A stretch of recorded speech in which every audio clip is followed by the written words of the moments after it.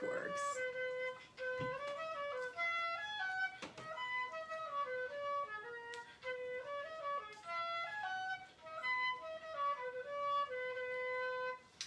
Good morning, this is Sally Morgan, physical therapist, craniosacral therapist, and Tellington T-Touch practitioner for animals and people. This is Tristan, he's a Corgi. And because he's a Corgi, today we are going to be celebrating Queen Elizabeth's 95th birthday. And we all know the story, if you have a Corgi, of the Queen and her Corgi. She was given one as a present from a Duke, hence the name Dookie for her first Corgi. And then she got a second one, a girl, and then all of her Corgis were related for a very long time. And there's wonderful BBC produced stories on TV about the Queen and her pets, and the Corgis figure prominently. We get to see all kinds of stories about the Corgis. So how can we as Corgi lovers not appreciate the Queen on her birthday? So one of the things I have here to help celebrate her birthday is this great picture of her. This is at Balmoral in 2005, and anyone who has a Corgi will appreciate this. Yeah, the Queen is looking lovely, her husband's looking lovely, but where's the Corgi? He's staring off into the other direction, maybe about to get up and run away, and the ears are floppy. This one could even be a Corgi Dachshund mix, but she did have a floppy-eared Corgi, so it's likely a Corgi. Anyway, this picture is a long time ago, and the Queen looks so much younger 15 years ago, like all of us do. But we really love the Queen, and we want to celebrate her today. Another thing I have here is this stuffed Corgi. I believe this little guy is called Chadwick. It's made by the Douglas Cuddle Toy Company, which it turns out my friend Patience is related to the people that run the Douglas Cuddle Toy Company. And my mom put this really big bow on him a long time ago. But if you even look at the Queen's Easter speech and any other speeches she's done in some time, this stuffed Corgi is sitting on a table in her office. And so every time I see it, I think, oh my gosh, she has a Chadwick. And as we all know, the Queen doesn't have a Corgi anymore, which is devastatingly sad. Any of us who have a Corgi can't imagine a day without these little hairy, cute dogs smiling in our lives.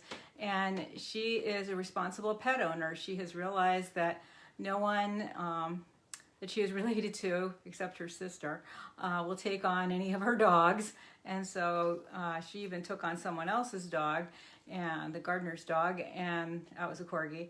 And when he passed away about, I don't know, a year after she got him, she has had no Corgis since then. And yet we so appreciate the Queen for loving Corgis and bringing, nice picture. Yeah, that came in something somebody sent me from England a long time ago, with the Corgi looking the wrong way. Thank God for her, because she has helped us celebrate Corgis to the point where you can get Corgis on all kinds of items now. And I remember back in 1988, my ex-husband and I having a discussion about what we would love to see made that looked like a Corgi. And we lived minutes from a place called the Corgi Shop, which had lots of Corgi things, paintings and wonderful soaps that came in these beautiful boxes decorated by Tasha Tudor, a famous Corgi artist. But there were no stuffed Corgis. And now there's so many stuffed Corgis. At the foot of my bed, I have a bench with a huge pile of all kinds of stuffed Corgis. Even I have a puppet Corgi. And Talbot's makes this shirt with a Corgi, and many other companies have copied this.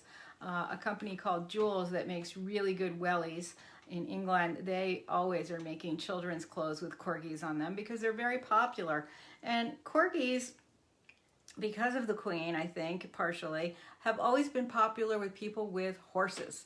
And it could just be that there's the coincidental horse-Queen Corgi connection, because of course the Queen has beautiful horses and is a well-known horse breeder and horse rider, and Burmese, her beautiful black mare that she rode for years, was a lovely horse. She rode her side saddle. She was a great horse. So maybe that's where the Corgi connection comes from, but I think it's more ancient than even that, because Corgis and Jack Russells have always been associated with horse people, but look at what their jobs are. Jack Russells kill rats and kill mice and kill vermin. quite smartly. And you often have those problems in a barn. Corgis are fair to midland ratters. They really will follow them around. They won't kill them like a Jack Russell. But they're herders, and they herd cattle, and they can herd sheep, but they're not good at it. And they can herd horses.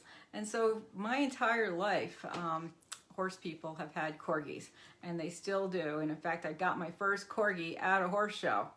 And this Corgi came from a farm where the guy trains horses.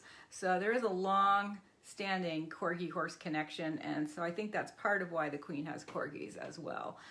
But when she was a child, she just thought that little Dookie was the cutest dog ever, and so she keeps her little Chadwick to remind her of him. This dog is much smaller in real life than he looks here.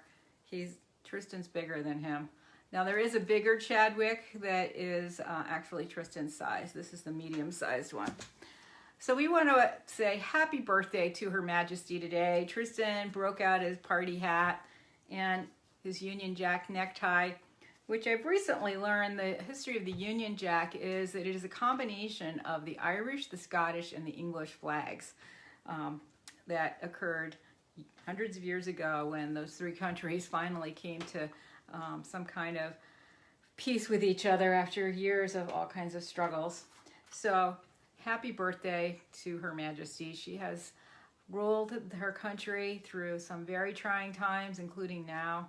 She has dignity and grace and a fine sense of loyalty and dedication that we should all look up to at this time. And her Easter speech, if you haven't seen it, go look at it.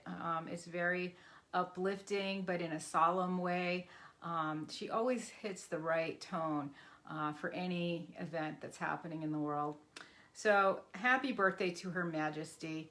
We appreciate you, Queen Elizabeth, and we appreciate your love of Corgis, and may you reign for another long time. Happy birthday! Thanks for joining us for this episode of Conversations with a Corgi. We hope everyone here will have a toast or a cake or a ice cream or a beef Wellington in honor of the Queen today. So thanks for joining us for this episode of Conversations with a Corgi. We'll be back tomorrow. Tristan says, happy birthday, Queen.